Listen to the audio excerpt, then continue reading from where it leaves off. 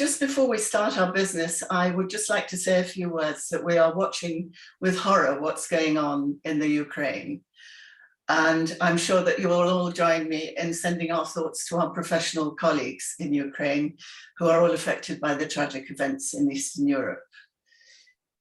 But today, I'm absolutely delighted to welcome you all from all corners of the world to this final event in Global Alliance's Trends and Transformation Month.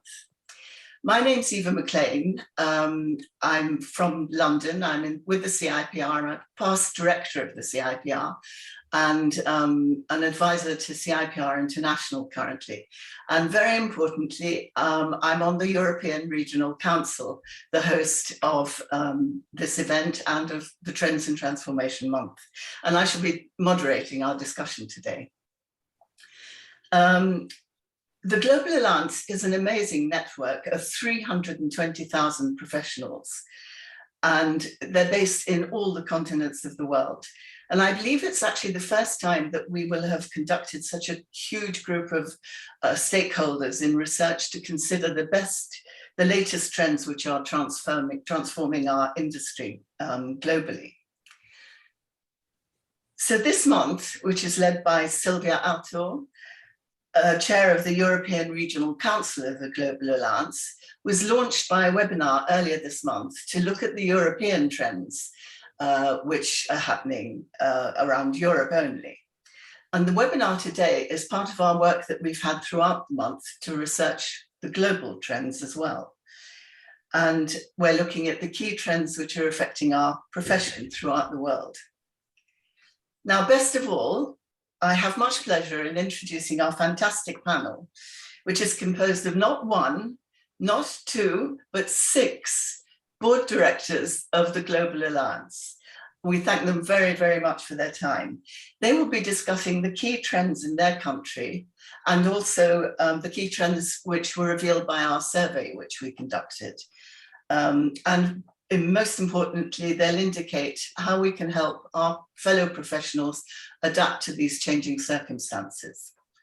So let me introduce the panel. First of all, Silvia Arto. Silvia, as well as being the host of today's event, is chair of the European Regional Council. She represents 21 European associations and is also vice president of the Global Alliance. So we're very, very lucky to have her here today. Hello, Silvia. Hello, thank you very much, Eva. Hello, everybody. Hello. Peter Mutie, which I just learned to pronounce his name. I hope I got it right that time, Peter, represents Africa and 5 professional associations. Jaffri. Hello, everyone. I beg your pardon? Hello, everyone. Hello, hello. And Jaffri Amin Osman. Hello there. He represents 12 associations in the Asia Pacific. Hamilton dos Santos is based in Brazil and represents Latin America. Hamilton, you have 11 associations, I believe. Yeah, it's right. Hello, everyone. Thank you very much for being here. Hello. Amith, Prabhu, you represent the Middle East and South Asia, a huge area, certainly. And finally on my screen, we have Béatrice, Guay, who is based in Montreal, Canada, and represents North America as well as Canada with 7 associations. They're quite large ones as far as I know as well. Hello, Béatrice. Hello, everyone. Thank you, Eva. Okay, so now let's delay. If anybody would like to use social media during this, it would be really great. We'd love that, certainly. But do please use the hashtag PRTrends2022. Also, if you have any questions, could you please put them into the chat box? And we hope we'll deal with as many of them as we can towards the end of this webinar after we've heard from our panelists. And panelists, could I please ask you to keep your responses as pithy as you can, because we have a lot to get through and we need to give everybody a fair chance at speaking. So first of all, Jaffri, can I start with you? We'll be talking about the global trends eventually, but first of all, what do you think are the top PR trends in the Asia Pacific? Right, thank you, Eva. And before I start, I just want to congratulate Silvia. The whole month of March is very good with trends and communications transformation. Well done. Well, to just give the answer, Eva, trends in the Asia Pacific. What I've done, or what we have done at Asia Pacific, is to listen to all the comments since last year when we came on board as the Council of Asia Pacific. We've got members like Ibu Prita in Indonesia, Juat in Singapore, Ambassador Kim in Korea, Dr. Sano in Japan, and of course Fiona in New Zealand and Jennifer, and a full range of comments came in. So in formulating it, I think we've put it into four main trends in Asia Pacific. Trend number one would be technology. The past 3 years has seen a big jump in the usage of technology, whether it's working from home, like what we are doing now through Zoom, and technology as in even the brand storytelling is going through digital and through social media. And the effective use of social media matters in the brand. That's point number one, the development of technology. Number two, interestingly, it's about social issues and sensitivity to social issues. Because our colleague in Korea, for example, Ambassador Kim, he mentioned that in Korea, greater care and greater sensitivity should be taken, should be seen for the youth, especially the MZ generation in Korea. And this is the same throughout the Asia Pacific region. They are more sensitive, and we have to listen to the youth of today. They care for social justice. They care for being transparent. They care about individual rights. And I think this is also apparent throughout the world, but more so in the Asia Pacific region. So that's point number two. Point number three, of course, is ESG. Our colleague in Hong Kong, Ruby, from Public Relations Society, Public Relations Professional Association of Hong Kong, she stressed the point about ESG and the fact that environmental and social issues are big, not just in Hong Kong, but in the Asia Pacific region. And this is true when we speak to other directors in the Asia Pacific region. But she did say that we have to be strategic in the way that we look at the problem and to solve the problem. Yeah. Finally, talent and human resource is quite an interesting topic in the Asia Pacific region. Most of us talk about it, and even Juat, my good friend, the president of Institute PR Singapore, she says there's a blurring line between public relations and social marketing, for example. And to get the right talent to fill the right job today is not as easy. Yeah. And this is also stressed by so many of our friends in the Asia Pacific region, including Prita Kemal Ghani in Indonesia. She says that there must be a clear line now between PR and marketing because it's quite blur.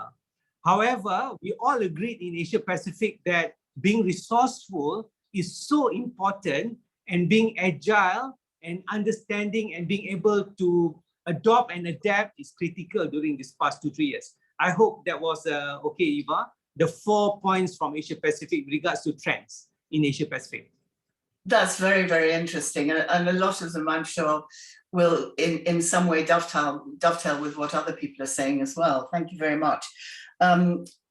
Could you, one of the main trends which emerged in our global survey this time was obviously the effect that the pandemic has had on the world. And I wonder whether you could just tell us, you mentioned technology, that obviously has been one of the effects, our adoption of technology, but how do you see that COVID has impacted on the world and the world of home working and other worlds as well? Thanks, Eva.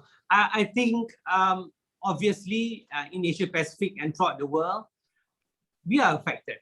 You know, our family, our friends, our colleagues in the office. I myself running a consultancy and running a business, it wasn't easy for the past 2-3 years. Why? Because this is so new to all of us all over the world. I can tell you a story in 2020 in Malaysia, in Kuala Lumpur, for example. A very rare commodity which we never figured out that this will ever happen is to get a loaf of bread. A loaf of bread was so difficult to get in March and April in 2020, you won't believe it. So what Prita Kemal Ghani said, Indonesia being resourceful, having the right networking during this trying time is so true. In the year 2020, 21, 22, when you have good, you discover good friends, you discover good family members, and you discover good bosses. Yeah. People talk about leadership. Let's talk about messaging. And more importantly, let's understand that sometimes the messenger is more important than the message. So the leaders play a huge role during this, I'm sure not just in Asia Pacific, Malaysia, ASEAN, or Asia Pacific, but throughout the world. And I think like everywhere else in the world, mental health was a great impact, and we were greatly affected in the Asia Pacific region. And of course, I think all government had to play a role in assisting all vocations, all businesses, all families during the period. So I suppose it would be similar, Eva, Asia Pacific and the world. Thank you very much for that answer. Lovely. Peter Mutie, can I come to you? You're going to talk about the main trends in the continent of Africa. Can you tell me about those? Thank you very much, and Jambo everyone from Nairobi. Africa did participate in the global survey that was done earlier in the year, looking at the trends of our profession. And we got a sizable number of respondents, and therefore I'm going to give a summary of the key areas or the key trends that came out of that survey. But let me first acknowledge that Nigeria did participate overwhelmingly, and thank you, our colleagues from there. And of course, acknowledge everybody else who participated in giving us feedback on the trends in the various countries in the continent. So, what are the main trends in Africa? Incidentally, the first one coincides with what Jaffri has talked about. It's about penetration of ICT and online technology. And that has become a major trend, and especially social media, bloggers, vloggers, and other forms of online technologically enabled approaches. That has become part of what we do and part of what we respond to on a daily basis in the continent. But again, here lies the challenge, because some of these technologically enabled platforms are not run by public relations professionals. And so there lies issues of ethics, what kind of content is going there, and that is competing with the authentic content that comes from the PR professionals. The second item that featured well is on fake news. And that has become a common phenomenon in the continent. And I think fake news and the horizon of fake news has been widened and aided by technology. And so we have fake profiles. I can create a profile of anybody. I have seen several cases of fake profiles being created and passing, information that is not correct. Fake websites, Facebook pages, Twitter accounts, and so forth. The third trend is, of course, something that has persisted over time, and that is the placement of the PR profession in corporate organization. We are still seeing that function being placed probably inappropriately. Sometimes PR falling under marketing, even human resources, you can believe it.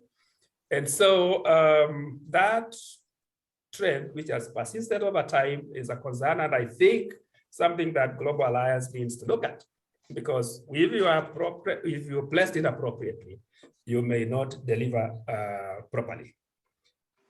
Again, the issues of resourcing, both financial and human, have come out. How are we enabling our function to deliver. If you have a car without fuel, I'm afraid you won't reach far.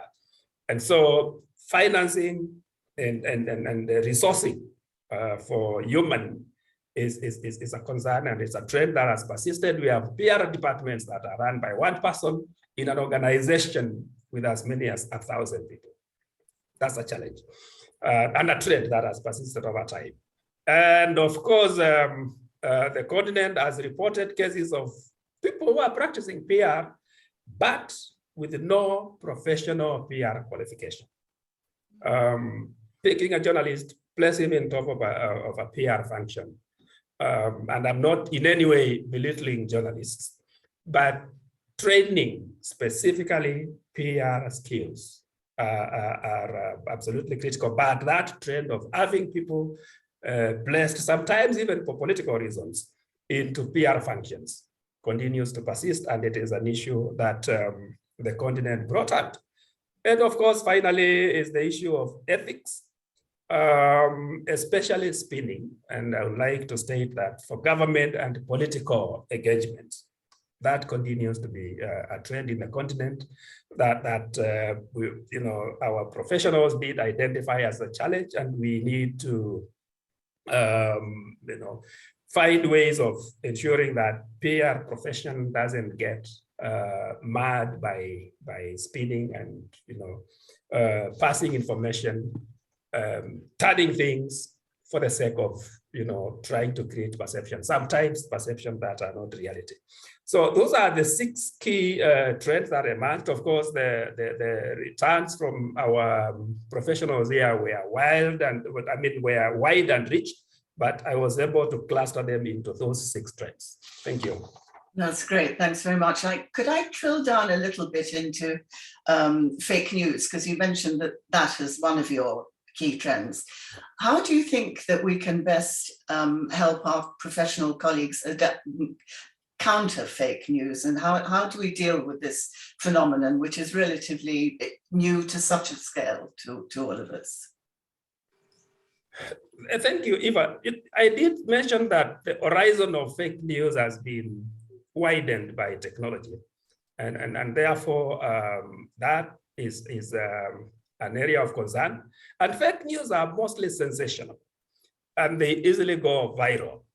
And then many audiences don't check their authenticity. And people will receive information. I'll tell you, for example, now in Kenya, we are in a political mood. We have general elections coming sometimes in August, and there is a lot of fake information that is sent into the social media. And immediately it goes viral, everybody is sharing. And in a very short span of time, you have a lot of misinformation with the people. And so we have a responsibility as the PR professionals to find a way of addressing that concern. And there are various approaches. The first thing we need to do is to encourage our audiences not to share any information that they are not sure it is authentic. They are not sure it is true. Because once you share, then you aid the viral aspect of it. Of course, there are, again, thanks to technology, application and tools that are available online and free of charge that we can use to detect fake news. There are quite a number of them. I think at our own time, I would encourage participants to source for this. And I would like to mention one of them. It's called Test News. And Test News is one of the world's simplest applications for testing and detecting fake news that come into your phone, into your computer or tablet. And there are many others, Teen Eye, reverse image search, and several others. So for me, two things are critical. One, encourage our audiences not to disseminate information that they are not sure it's correct. Two, the information that comes through us as PR professionals, we take it through the test of determining whether it is fake or not using this online application. That will help a lot in taming the problem of fake news. Excellent, thank you very much. Amith, can we turn to you? You are based in the Asia Pacific region. What would you say your top trends are for the Asia Pacific? Namaste. Thank you, Eva and fellow panelists for having me here today. Also, hello to our president, Justin Green in Ireland, who's watching this, I'm sure. It's great to be here in the evening. It's 5:50 p.m. in India. The quick answer to Eva's question, and I think some of the trends are common across the world. Jaffri and Peter have covered them as well.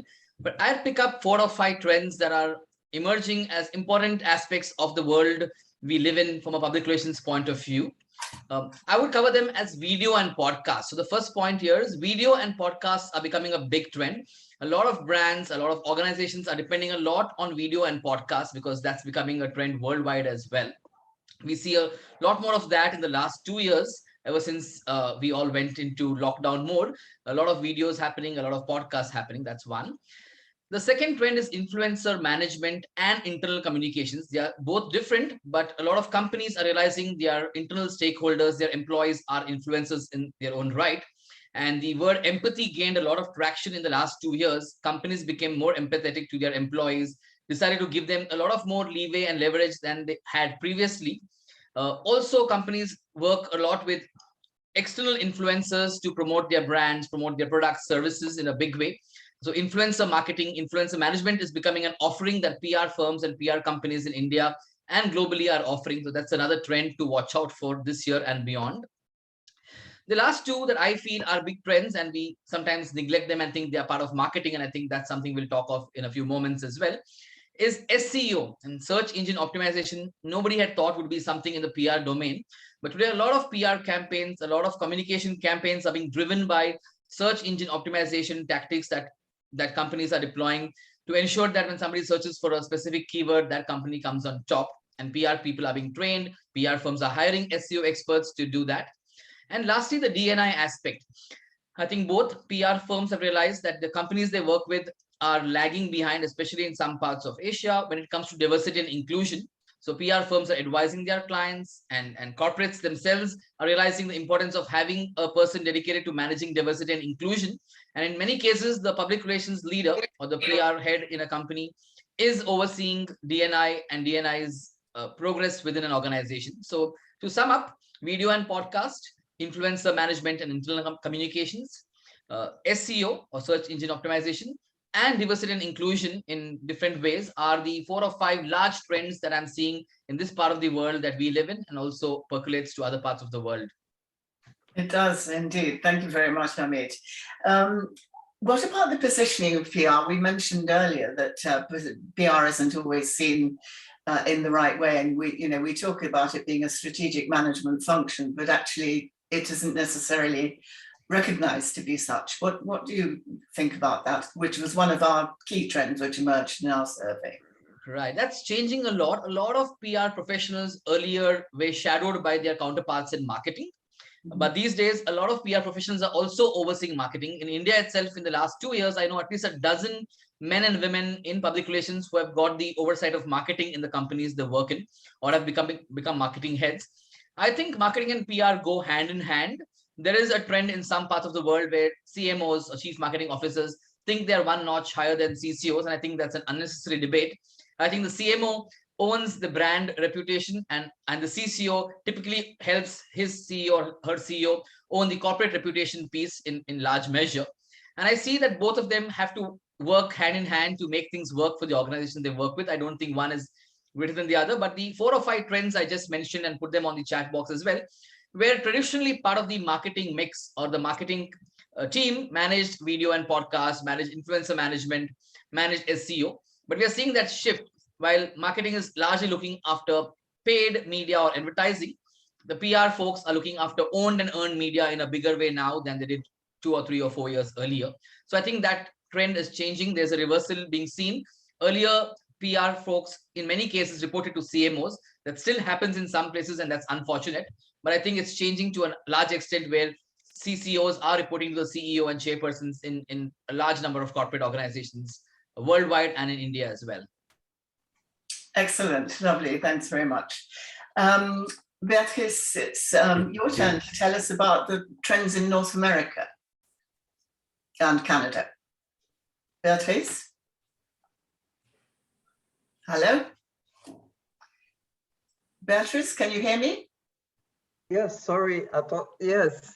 So I'm sorry, I was, yes.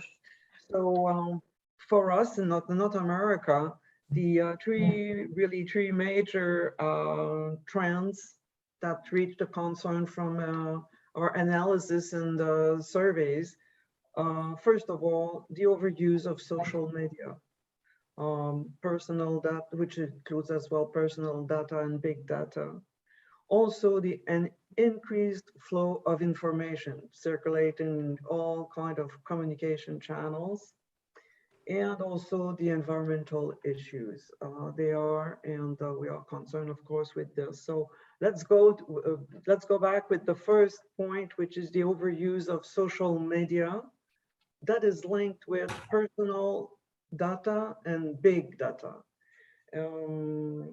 So what we see, so let's define, just to make sure that we all talk about the same thing. So first of all, what is the big data? And I found this great definition, very short, that give us a specific picture. That it says that the big data is a very large sets of data produced by people using internet, as it is stored, analyzed, and used with the support of technologies. So this is the big data. Then we go to personal data, or also called personal information. There again, we all use the internet and the web, and there we see that we can identify a person, for example, from the date of birth, social security number, IP address. These kind of level of information are being asked many times by agencies, government departments, but we keep providing our personal information. So all this together, added to social media, makes a big recipe for a big flow of information.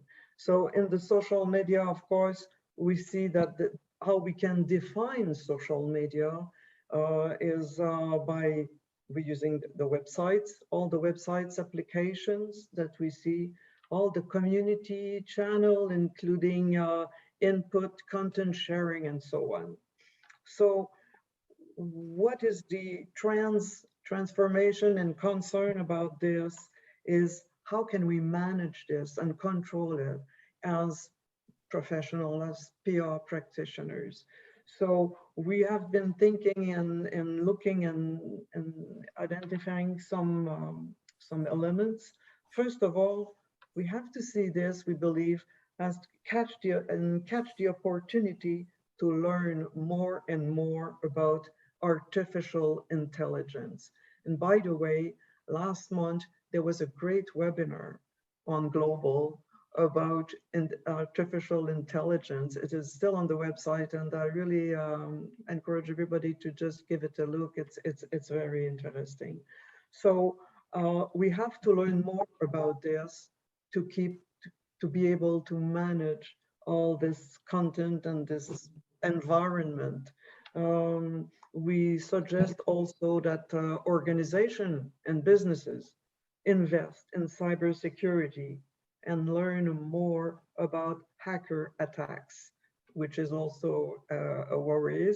So learn more about hacker attacks on social media and databases, as we've been experimenting as well. And a last conclusion that is not linked to social media, but could be complementary, is let's not forget traditional communication channels, TV, radios, newspapers. Even if they go through different channels, they are important to when we want to enlarge our audiences and make sure that we reach everyone, because reality also, as we could see, is that it's not, even if there's a lot of people on the website on the web activities, there are many audiences, specific audiences that don't use the internet. So also as professional practitioners, we want to reach, sometimes we need to reach these people. The second point we saw was about the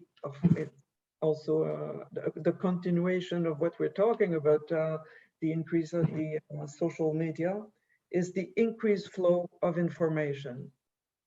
I did a little research about this a few days ago, and I was amazed to see that, would you believe that on Facebook, there are 2.8 billion users.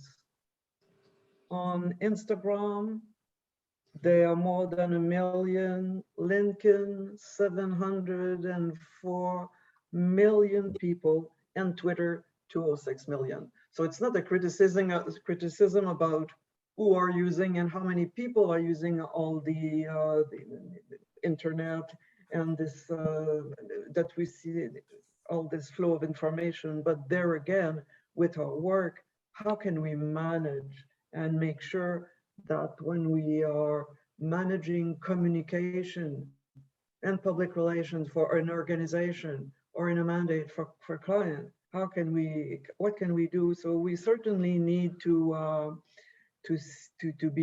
recommend to be careful about this, because we need to be responsible leaders in our organization and as PR practitioners to see how can we bring the message from our organization, not to lose it in that flow of information, and make sure that the message at the end that we find in this big flow of information is reliable. There again, there's a concern, and of course we need to learn more education on our part, sharing new practice also with organization. And a third point, Eva, concern our environmental issues. Very seriously, we see that people are very serious about giving more and more attention to what organization, companies are saying about their organization to look good and say that they're doing good things in environment. That's a concern, because there again, we're there for in our ethical objective of working well. We want to be ethical. We want to make sure that our target groups, audiences are well educated, and we want them to know or be aware that sometimes there's greenwashing. And that's the phenomenon that we need to learn more again, how to manage. So there again, let's make sure that when we deal with organizations, when we work on a mandate where we see that the organization is really doing great things from environment and use environmental protection measures, let's promote it and let's support the actual standards that can give us a credible referral about environment. So these are the concerns, three concern suggestions that we could note in our part of the world, Eva. Thank you very much. That leads perfectly actually onto the question I wanted to ask you.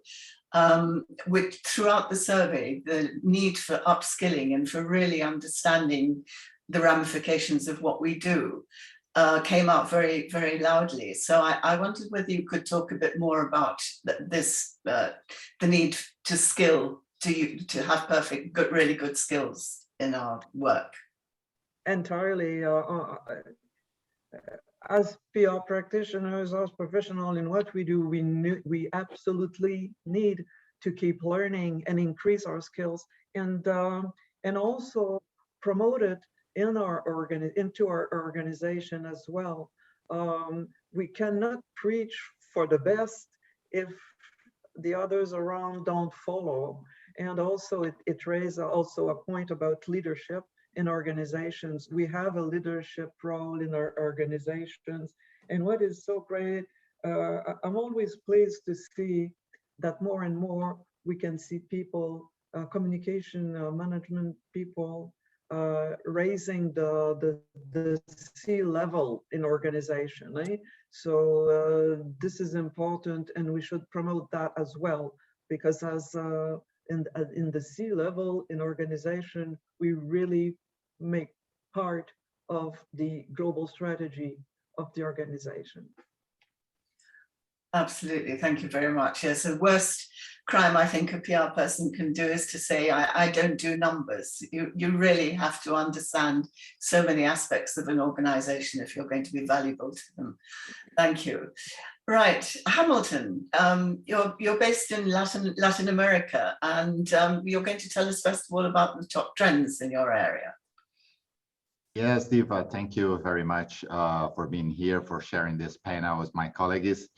Yes, I would say that, and I will start saying that Latin American is a huge trend in itself because of its natural, cultural, and ethnical diversity, which is really exuberant. It's a trend because in this era of ESG, we have a lot of opportunities here. Of course, we have a lot of challenges also, but there is also a lot of opportunity for business. And where you have opportunity for business, you also have good opportunities for communication and for communicators. But yes, I would list specifically on communications and for the communicator of communicators community. I would list three major trends, which are, in my opinion, the first one would be the CCO, or the communicators in general, as an advisor. The second one would be the CCO, and of course the communicators in general, as a digital strategist.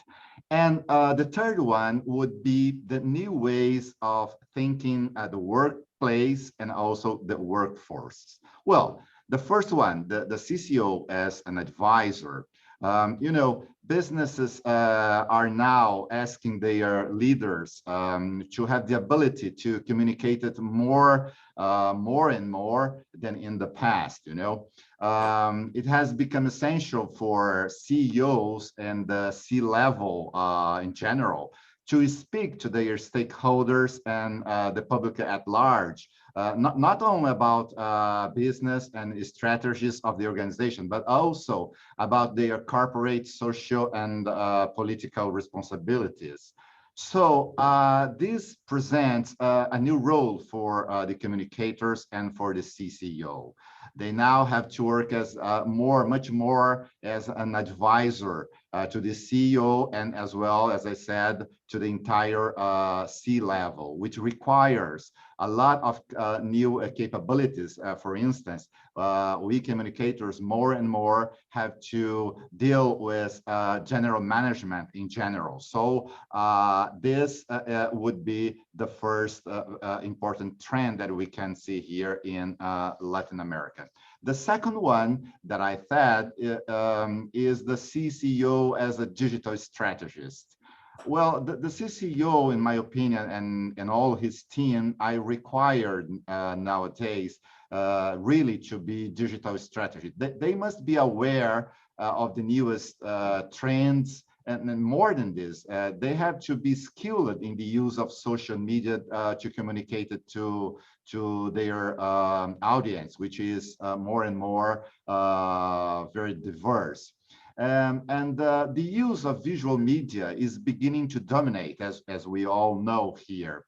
So apps such as YouTube, TikTok, and Instagram, which are more image-based and have immediate effect, are taking market share from Facebook and Twitter, especially among the younger demographic here. So this is a very huge and important trend that I can see now. And the third one, it refers to the new ways of thinking workplaces and workforces. You know, COVID-19 has also presented a new challenge for us communicators, as we all know here.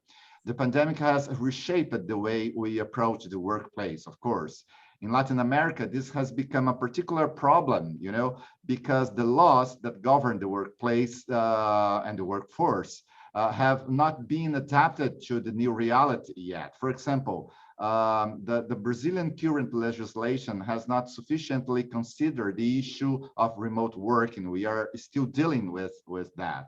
So this new reality requires that internal communication, for instance, must adapt to a situation where employees are dispersed and not in one place as it was in the past. Mental health, for instance, became a huge and a new preoccupation of the companies, and by extension of the communicators and the communication. So I would say, Eva, that these are the three main major trends here in Latin America. Excellent, thank you. A lot of resonance with some of the points other people have already made. Hamilton, you've got the unenviable task of dealing with one of the issues and trends which came out of the global survey, which is external influences and Right. issues. And obviously these range from everything from sort of political and economical issues and the impact they have on our society through to ESG and sustainable development, all of these issues. So can you just talk us through how you think PR people should respond to these and approach them? Of course, I started saying that Latin America is a very attractive place for business, but of course we have a lot of challenge here, especially in terms of deforestation, in terms of all the problems that we all know about climate change. But you know, with the interest in the social responsibility, ESG has become, as I said, a growing challenge for business. In Latin America, the problem lies with the execution of ESG in achieving improvements in the environment and social inequality. Let me try to explain it better. Although companies express their desire to take action and to put effort and time into the into the real transformation required, they fail to achieve significant outcomes because of the lack of support by governments who enact policies that are impediment to real change. You know, in many cases, the gains that are made are often quantitatives and not qualitatives. And ESG, as we understand here in Aberge and in Brazil, has to deal with this duality. Of course, we were talking about quantitative, but mainly we should talk, and the communicators must pay attention on this special issue of qualitative. For instance, a relevant, I would say, example is the literacy rate of children in Brazil. The actual numbers of children in grade school have increased over the years, and yet the quality of the education continues to suffer. So finally, I would say that companies and their leaders are caught between their inability to make meaningful progress and they have the pressure because they have the pressure that they receive from, especially from the capital markets, to achieve these goals. What all of that has to do with us, with the communicators and the community of communicators. It is therefore incumbent for on communicators to help guide leaders and their companies through through all these difficult situations that I try to make up here. So their responsibility is to galvanize public opinion and facilitate government action, while at the same time convincing the investment community to support their cause. So to finish, to conclude, there's a lot of work to be done by the communicators. So it means opportunity, and it means also, of course, a lot of challenge. Excellent, thank you very much. That's great. Silvia, last, but definitely not least, as host of Trends and Transformation Month and of this webinar, you're going to talk to us about how the European survey trends came out and compare them to the global trends, which we've just all heard about, and also how the PR person can best adapt to these. So over to you, Silvia. Thank you very much, Eva, and thank you very much all Global Alliance chairs and board members for this great global overview, inspiring and unique, and possible thanks to the great Global Alliance diversity.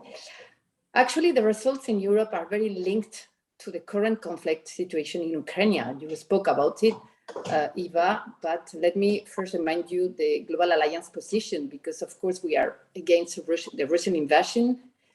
We support all efforts to bring about a peaceful outcome and respect the international laws.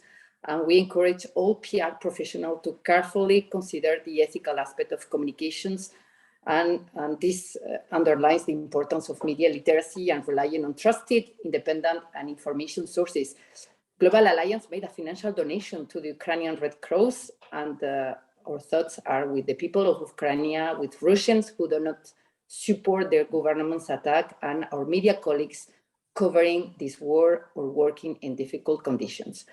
So what are the top European trends and how this compared to the global ones? Again, in Europe, a strong connection with the current geopolitical context. Internal sustainability and social and ethical responsibility are key. No time to look for our benefits, but to talk about peace and do peace actions and to provide relevant, fact-based and source information against fake news and propaganda. Trust and transparency is a crucial trend. Achieve transparency can be very painful, but it's an important responsibility, and in the long run is the only way to maintain trust. And communication directors are the trusted advisors in the organizations. Collection of necessary data, Béatrice mentioned this point, it's important using multiple methods and analytical tools and to communicate in a transparent and understandable way. We mentioned also, Béatrice actually mentioned the impact of artificial intelligence. It has been underlined in Europe. AI has provided great improvement in the way services and products are delivered, from simplification of tasks to automating, but has changed also the face of PR. And we can see impacts on reputational risks because can be used for misinformation, and as is happening today with deep fakes to create doubts and broke links between people. So we have to take into account this very carefully. And this leads to another trend, which is the evolution of the role of communication, the importance of PR, and to understand that professionals should adapt and be well equipped in terms of skills. We spoke about it also in terms of capabilities, technological and digital development. Jaffri, Peter, Amith mentioned this point, which has been accelerating with the distance. So with all these technological topics, basic skills might be at risk, but we rely on the wisdom and experience and capacity of adaptation of communicators and PR professionals to keep learning and use education. Excellent. Thank you so much, Silvia. We do have time for a few questions left now. That's the end of the panelists' presentations, but I've just seen there's one certainly in the chat box from David Taylor, and this one is actually on fake news. And he wonders what methods people have found most effective in dealing with fake news, and how can we encourage behavioral change, which is always a big problem, which I think faces PR people generally. Who would like to kick off on that one, fake news? I think two of you, if you could talk about it. Anybody want to volunteer? Peter, you dealt with this in your topic, indeed. Why don't you kick off? Very good. Thank you, and I would like to appreciate that question, because fake news is really a major concern to us as PR professionals. And I have actually seen, because of the extent to which fake news have penetrated the globe, I've seen organizations taking serious campaigns to educate their audiences on how to, avoid being misled by fake news. I did give an example of our country here in Kenya today. We're going through a political campaign period. And a lot of information is going out every day. So-and-so has dropped down. So-and-so has backed this. So-and-so. And so as PR professionals and as people concerned with the repercussions that fake news can give, especially to our clients, we do have a responsibility to educate our audiences on how to detect them. And I did say that the first thing to do is never share or hear of taking things viral by spreading them further until you're sure that indeed this is authentic information. We may have to put aside budgets to educate various audiences about identify information that is authentic, information that is true, information that is fake. Not long ago, somebody did put in the social media a scenario where two airplanes, an Ethiopian Airways and Italian Airlines, were about to collide in the Kenyan airspace. And it looked so authentic, and I happened to relate with the Kenya Civil Aviation Authority. And we got a lot of questions from our audiences here. What is this happening to your skyline? Planes are about to crash. Yet it was fake.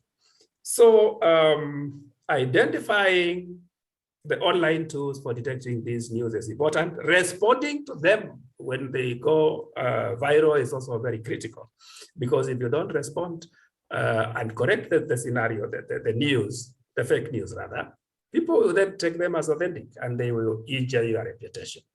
So proactivity in identifying them and correcting the scenarios, and also having those online applications. That there are so many of them that can help us as PR professionals to notify our audiences when these fake news immediately break. Excellent. Okay, thanks very much indeed. I'm going to move on to a different question, actually, because we're not going to have enough time to answer them all otherwise. There's one from Tony Muzi Falcone. Hello. As he's the founding chair of the Global Alliance. He thanks you for the presentation so far, but his question is, the 24-hour ongoing local and global soft power campaign initiated by Zelensky and imitated by the Russians. Do you think that this campaign will set the pace for every future framework for public relations as managed by any individual or organization? Do you think that the Global Alliance should study, elaborate, and involve its many members in a full understanding of this unprecedented event, both in its intensity and creativity? Hamilton, would you like to tackle this one? Or anybody who might want to, just one eye. Anybody else? I'm happy to take it up, but I'm also keen to respond to Lucas's question next. But I know. Yeah, and it's so nice to have the founding chair of GA at this webinar. Thanks, Tony, for joining us from wherever you are. I think you're in Italy. So I've been watching the war from whatever the television and newspaper shows us in India. I think those in Europe and those in other parts of the world see it even more closer. I feel it's an aberration to what's happening. I don't think a lot of people can be in a situation that Zelensky is in He's in a rare situation that makes him also become a larger than life figure for Ukrainians and a lot of people supporting their country across the world. I don't think brands and companies and organizations can use the methods Zelensky is using and Russia is imitating in the way forward, because a lot of things brands do is linked to a lot of planning that happens. And what Zelensky is doing is a lot of unplanned things. He's built his own reputation of being somebody who's a cool and calm leader that Ukrainians believe in right now. But I don't think brands and companies can do that easily in the future. But time will tell, maybe 3, 5, 7 years from now, there could be books written on how brands and companies learned from Zelensky in 2022 to do things that he did in a way that nobody had thought one would do. I mean, imagine a small country being attacked by a very powerful nation, and he is asking for help all the time. He's putting up a cool and composed manner. I don't know and don't see that being the future of the way brands and companies will communicate in the future. But yes, there's lots for us to learn as individuals. There's lots for us to apply to our personal lives as both professional communicators and individuals who live in families and in society from what Zelensky has done. For me, he is my hero of 2022, and I think there's lots one can learn from him for the future. Excellent, thanks. We're really running out of time now, so I'd like to take Łukasz's question from Poland. So he works for the Faculty of Journalism. His question is, can you see any major significant turn in PR from a mere media visibility and reaching the audiences with your messages towards a more managerial and strategic approach to PR? And that's exactly about the positioning of public relations.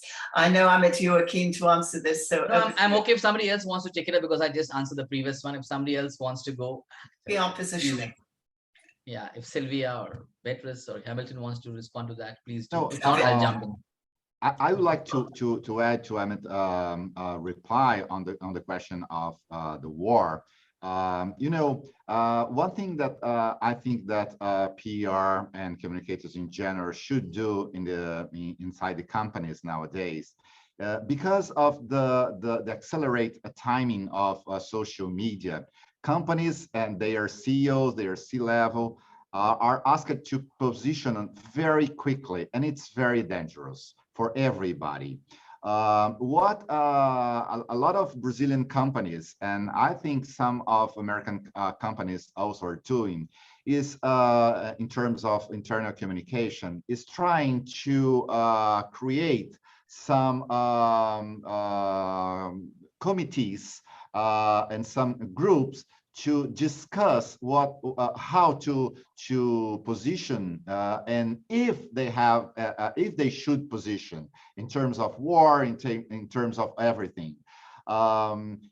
This is a very important question here, because sometimes when you take it individually, you would like to give an answer to society very quickly, but sometimes you have to reflect on that.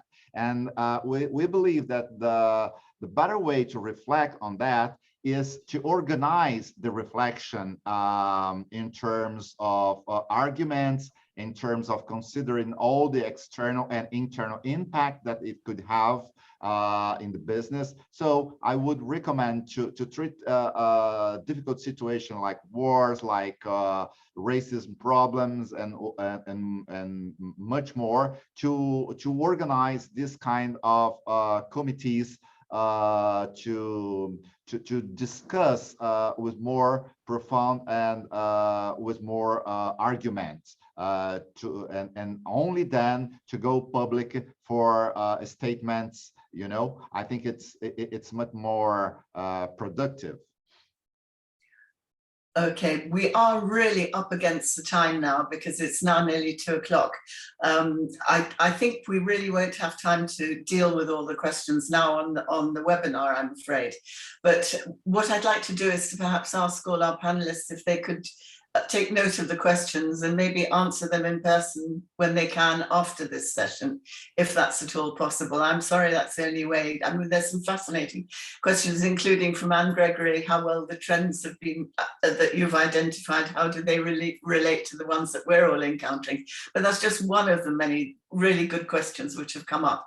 So can I suggest that we leave it at this now? I think we should have maybe a whole new question and answer session just on this. Maybe that's a thought for another time. But finally, I really would just like to, first of all, thank our audience for registering and for the great questions you put. I'm sorry we didn't get around to answering them all, but really it's very, very good to see you all here. But of course, thanks specifically to our fantastic panel. I think, you know, you'll all agree that they have been absolutely superb, and their broad experience from all around the world has served us in very good stead to provide a fascinating discussion.